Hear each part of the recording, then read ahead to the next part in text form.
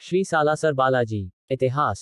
संत शिरोमणि सिद्ध पुरुष भक्त प्रवर श्री मोहनदास जी महाराज की असीम भक्ति से प्रसन्न होकर स्वयं रामदूत श्री हनुमान जी ने मूर्ति रूप में विक्रम संवत 1811 सन 1755 श्रावण शुक्ला नवमी शनिवार आसोटा ग्राम में प्रकट होकर अपने परम भक्त मोहनदास जी महाराज की मनोकामना पूर्ण की। अपने आराध्य से प्राप्त आशीर्वाद के फलस्वरूप श्री मोहनदास जी ने विक्रम संवत 1815 सन 1759 में सालासर में उदयराम जी द्वारा मंदिर निर्माण करवाकर श्री उदयराम जी एवं उनके वंशजों को सेवा पूजा का कार्य सौंपकर स्वयं जीवित समाधिस्थ हो गए। इतिहास। सिद्ध पुरुष एवं भक्त शिरोमणि बाबा मोहनदास जी महाराज की तपोस्थली एवं वर्तमान में जन जन की आस्था का केंद्र सिद्धपीठ श्री सालासर धाम राजस्थान प्रांत के चूरू जिले की सुजानगढ़ तहसील की पूर्वी सीमा पर स्थित है। रियासतकालीन समय में सालासर ग्राम बीकानेर राज्याधीन था, जहां पम सुखराम जी अपनी धर्मपत्नी कान्हीबाई के साथ निवास करते थे। कान्हीबाई का ठिकाना सीकर वर्तमान में जिला सीकर के ग्राम रुलियानी के पम लच्छीराम जी की पुत्री थी, जो 6 भाइयों की इकलौती बहन थी। पम सुखराम जी व कान्हीबाई से एक पुत्र रत्न की प्राप्ति हुई, जिसका नाम उदयराम रखा गया। उदयराम की बाल्यावस्था 5 वर्ष में ही उसके पिता पम सुखराम जी का देवलोक गमन स्वर्गवास हो गया। पम सुखराम जी भगवत भजन के साथ साथ जीविकोपार्जन के लिए कृषि कार्य भी करते थे। अल्पायु में निधन हो जाने के कारण कृषि कार्य, बालक उदयराम के पालन पोषण एवं पारिवारिक जीवन निर्वाह करने में अनेक कठिनाइयां होने लगी। फलस्वरूप पुत्र उदयराम के सम्यक पालन पोषण हेतु अपने पिता के घर रहने चली गई। काफी समय बीतने के बाद कान्हीबाई ने अपना घर व कृषि कार्य संभालने हेतु सालासर जाने का निर्णय लिया, तो इस दुखद समय में पम लच्छीराम जी ने सबसे छोटे अविवाहित पुत्र मोहन को सहयोग के लिए अपनी पुत्री के साथ कान्हीबाई के परिवार के पालन पोषण हेतु सालासर भेज दिया। पम लच्छीराम जी एवं पम सुखराम जी का परिवार धर्मपरायण व भगवतानुरागी होने के कारण मोहन को सालासर में अपनी बहन के घर भगवत भजन का समुचित वातावरण मिल गया। उपर्युक्त दोनों ही परिवारों के आराध्य अंजनी सुत हनुमान थे। मोहन बाल्यावस्था से ही श्री हनुमान जी महाराज के अनन्य भक्त थे। अपनी बहन के घर धर्मानुकूल एवं शांत वातावरण के साथ साथ एकांतवास मिल जाने से मोहन अत्यधिक भक्तिरत रहने लगे, जिसके कारण से उनके जीवन में सांसारिक विरक्ता स्पष्ट रूप से दृष्टिगोचर होने लगी। कतिपय समय पश्चात एक दिन उदयराम के साथ खेत में कृषि कार्य करते समय मोहन के हाथ से बार बार गंडासी फेंके जाने का क्रम देखकर उदयराम ने निवेदन पूर्वक कहा कि मामा जी, आपकी तबीयत ठीक नहीं है, तो आप थोड़ी देर के लिए लेटकर विश्राम कर लें। मोहन ने उदयराम से कहा कि कोई अलौकिक शक्ति मेरे हाथ से गंडासी छीन कर फेंक रही है, तथा मुझे यह आभास भी करा रही है कि तू इस सांसारिक जीवन के चक्र में मत फंस। उदयराम इस घटनाक्रम को समझ नहीं सके तथा संपूर्ण वृतांत मां को बताया। कान्हीबाई ने सोचा कि मोहन सांसारिक जीवन से विरक्त न हो जाए, अतः शीघ्रातिशीघ्र विवाह बंधन में बांध देना ही श्रेयस्कर होगा। तदनुसार कान्हीबाई ने सस्ते में अनाज विक्रय कर मोहन के विवाह हेतु गहने, वस्त्र इत्यादि आवश्यक सामान जुटा लिया तथा कान्हीबाई ने मोहन की सगाई भी कर दी। जब नाई को लड़की के घर शगुन देकर भेजा जा रहा था, तब मोहन ने कहा, इसका जाना व्यर्थ है, क्योंकि उस लड़की की मृत्यु हो चुकी है। यह सुनकर कान्हीबाई ने मोहन को समझाया कि ऐसे शुभावसर पर अशुभ नहीं बोलना चाहिए। इस पर मोहन बोले कि इस संसार में जो बड़ी है वह माँ है, हम उम्र है वह बहन है, छोटी है वह बेटी है, फिर विवाह किससे करूं। ऐसी विरक्त बातें सुनने के पश्चात भी पूर्व निर्धारित कार्यक्रमानुसार नाई शगुन लेकर लड़की के घर पहुंचा तो अचंभित हो गया, क्योंकि उस लड़की की अर्थी निकल रही थी। वापस आकर संपूर्ण वार्ता घटना से कान्हीबाई को अवगत कराया। उपर्युक्त घटनाक्रम के बाद सभी समझ गए कि श्री हनुमान जी की कृपा से मोहन वचन सिद्ध हो गए। तत्पश्चात मोहन संन्यास ग्रहण कर मोहन से मोहनदास बन गए। हनुमत भक्ति में अत्यधिक तल्लीन होने के कारण न खाने पीने की और न ही तन की सुध रहती थी।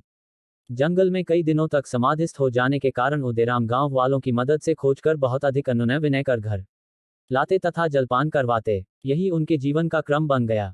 चूंकि उनके जीवन का अंतिम लक्ष्य हनुमत प्राप्ति था और विधाता द्वारा निर्धारित कालक्रमानुसार अपनी भक्ति के सामर्थ्य से श्री हनुमान जी महाराज के कृपा प्रसाद से परमहंस हो गए तथा उनकी वाणी सिद्ध हो गई।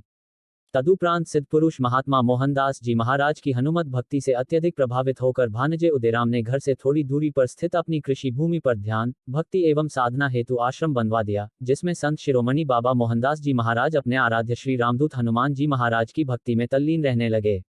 एक दिन भक्त प्रवर हनुमान जी साधु वेश में, जिनके मुखमंडल पर दाढ़ी और मूंछ तथा हाथ में छड़ी के साथ भक्त मोहनदास को दर्शन देने स्वयं उनके घर आए। फिर भी मोहनदास के प्रति अत्यधिक वात्सल्य भाव होने के कारण उन्हें आते देखकर तेज गति से वापस जाने लगे, परंतु मोहनदास जी भी उनके पीछे दौड़ने लगे। तब दूर जंगल में जाकर साधु वेशधारी हनुमान जी महाराज रुके तथा छड़ी दिखाकर मोहन को धमकाते हुए कहा, मेरा पीछा छोड़, बता तुझे क्या चाहिए।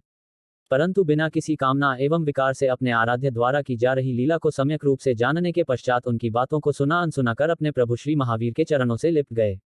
श्री हनुमान जी महाराज के चरण कमलों में नतमस्तक होते हुए आर्तनाद के साथ मोहनदास जी बोले, मैं जो चाहता था वो मिल गया, इसके अलावा कुछ और नहीं चाहिए। तत्पश्चात हनुमान जी बोले कि मैं तुम्हारी भक्ति से प्रसन्न हूँ, जो मांगना है मांगो, प्रसन्नता से दूंगा। फिर मोहन बोले कि यदि आप वापस घर चले तो ही मुझे विश्वास होगा कि आप मुझ पर प्रसन्न हैं। अतः श्री हनुमान जी महाराज अपने भक्त से बोले कि मैं तुम्हारे साथ तभी घर चलूंगा जब तुम मुझे खांड युक्त खीर का भोजन करवा सको तथा अछूती शैया पर विश्राम करवा सको। अपने भक्त को सानिध्य देने के लिए बजरंग बली ने भोजन व विश्राम की शर्त रखी, जिसे मोहन ने अविलंब सहर्ष स्वीकार कर लिया। परम प्रभु श्री हनुमान जी तो मोहनदास जी की अनन्य भक्ति के वशीभूत होकर उनके सम्मान हेतु यह सब कर रहे थे। अपने भक्त को दिए वचनानुसार उनका आतिथ्य स्वीकार करते हुए भोजन एवं विश्राम करके सखा भाव प्रदान कर श्री हनुमान जी अंतर्ध्यान ध्यान हो गए।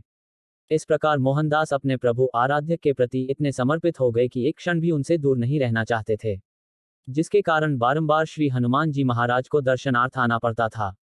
अतः मोहनदास जी द्वारा करबद्ध उनके साथ ही रहने की प्रार्थना करने पर श्री हनुमान जी महाराज ने अपने भक्त की प्रार्थना स्वीकार करते हुए कहा, तथास्तु, मैं स्वयं मूर्ति स्वरूप में तेरे पास सालासर में रहूंगा, यह वरदान देता हूं।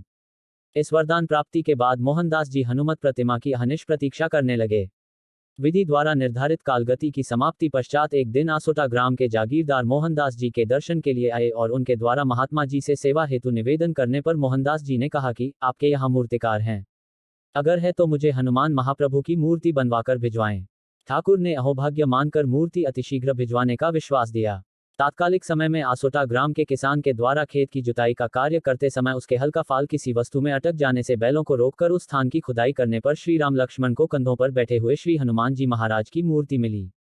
कृषक ने श्रद्धापूर्वक मूर्ति को साफ कर अपनी पत्नी को दिखाई। किसान की पत्नी ने बहुत ही भक्ति भाव से मूर्ति को खेजड़ी के नीचे रखकर रोटी के चूरमे का भोग लगाया तथा ग्राम ठाकुर को भी सूचना भेजी। ठाकुर मूर्ति को ससम्मान घर ले आए। ठाकुर को विश्राम के समय निद्रावस्था में आवाज सुनाई दी कि मैं भक्त मोहनदास के लिए प्रकट हुआ हूँ, मुझे तुरंत सालासर पहुंचाओ। ठाकुर को तुरंत ही मोहनदास जी द्वारा कथित वार्ता का स्मरण हो गया। पूर्व में कथित समस्त वृतांत ग्रामवासियों को बताया तथा मूर्ति को बैलगाड़ी में विराजमान कर ग्राम्यजन के साथ भजन कीर्तन करते हुए सालासर के लिए रवाना हो गए। इधर अपने आराध्य की कृपा से मोहनदास जी को यह सब भान ज्ञात हो जाने के कारण अपने प्रभु की अगवानी करने के लिए उन्होंने सालासर से प्रस्थान किया। मूर्ति सम्मानपूर्वक लाई गई। महात्मा मोहनदास जी ने निर्देशित किया कि बैल जहां पर भी रुकेंगे वहीं पर मूर्ति की स्थापना होगी। कुछ समय पश्चात बैल रेत के टीले पर जाकर रुक गए तो उसी पावन पवित्र स्थान पर विक्रम संवत 1811 श्रावण शुक्ला नवमी सन 1755 शनिवार के दिन श्री बालाजी महाराज की मूर्ति की स्थापना की गई। विक्रम संवत 1815 सन 1759 में नूर मोहम्मद वदाव नामक कारीगरों से मंदिर का निर्माण करवाया गया, जो कि सांप्रदायिक सौहार्द एवं भाईचारे का अनुपम अनूठा उदाहरण है। अपने आराध्य इष्ट को साक्षात मूर्ति स्वरूप में पाकर उनकी सेवा पूजा हेतु श्री मोहनदास जी ने अपने शिष्य उदयराम को अपना चोगा पहनाकर उन्हें दीक्षा दी। तत्पश्चात उसी चोगे को गद्दी के रूप में निहित कर दिया गया। श्री हनुमान जी की मूर्ति का स्वरूप दाढ़ी व मूंछ युक्त कर दिया, क्योंकि सालासर आने से पूर्व श्री हनुमान जी ने स्वप्न में श्री मोहनदास जी को इसी स्वरूप में दर्शन दिए थे। मंदिर प्रांगण में ज्योति प्रज्वलित की गई, जो विक्रम संवत 1811 सन 1755 से अद्यावधि पर्यंत अखंड रूप से अनवरत दीप्यमान है। भक्त शिरोमणि मोहनदास जी महाराज अपने तपोबल से विक्रम संवत 1850 सन 1794 वैशाख शुक्ला त्रयोदशी को प्रातःकाल जीवित समाधि लेकर ब्रह्म में लीन हो गए। सालासर बालाजी मंदिर दो प्रमुख उत्सव, श्री मोहनदास जी महाराज का श्राद्ध दिवस श्राद्ध पक्ष में त्रयोदशी एवं श्री बालाजी महाराज का प्राकट्य दिवस श्रावण शुक्ला नवमी बहुत ही हर्षोल्लास व उत्साह के साथ मनाता है, जिसमें बाबा के हजारों अनन्य भक्त व श्रद्धालुजन भाग लेते हैं। विश्वविख्यात सिद्धपीठ श्री सालासर धाम में यात्री सुविधार्थ 125 से भी अधिक आधुनिक सुविधाओं से युक्त धर्मशालाएं यात्रियों को अहनिश सेवाएं प्रदान करती हैं। इस धर्म संस्थान में बर्तन भोजन की निःशुल्क सेवा के साथ साथ श्री हनुमान सेवा समिति की धर्मशालाओं में निःशुल्क आवासीय व्यवस्था उपलब्ध है। सालासर धाम में प्रतिवर्ष 2 मेले शरद पूर्णिमा व हनुमान जयंती पर आयोजित होते हैं। सालासर धाम में आने वाले सभी यात्रियों की सुविधा व धाम का विकास श्री बालाजी मंदिर के माध्यम से श्री हनुमान सेवा समिति द्वारा समुचित रूप से किया जाता है। श्री सालासर बालाजी धाम पुनर्तः आडंबर विहीन देव स्थान है। यहाँ केवल भक्त का भगवान से सीधा संबंध है, अन्य किसी भी तरह का कोई भी माध्यम नहीं है। सिद्ध पुरुष महात्मा मोहनदास जी महाराज के वचनानुसार भक्त की मनोकामना पूर्ति हेतु श्री बालाजी महाराज का समर्पित भाव से ध्यान लगाकर मनोती मनोकामना का नारियल बांधा जाता है। भगवान के भक्तों द्वारा बांधे गए मनोती के नारियलों के प्रति यहाँ बहुत अधिक श्रद्धा है, अतः इनका किसी अन्य प्रयोजन में इस्तेमाल नहीं किया जाता है।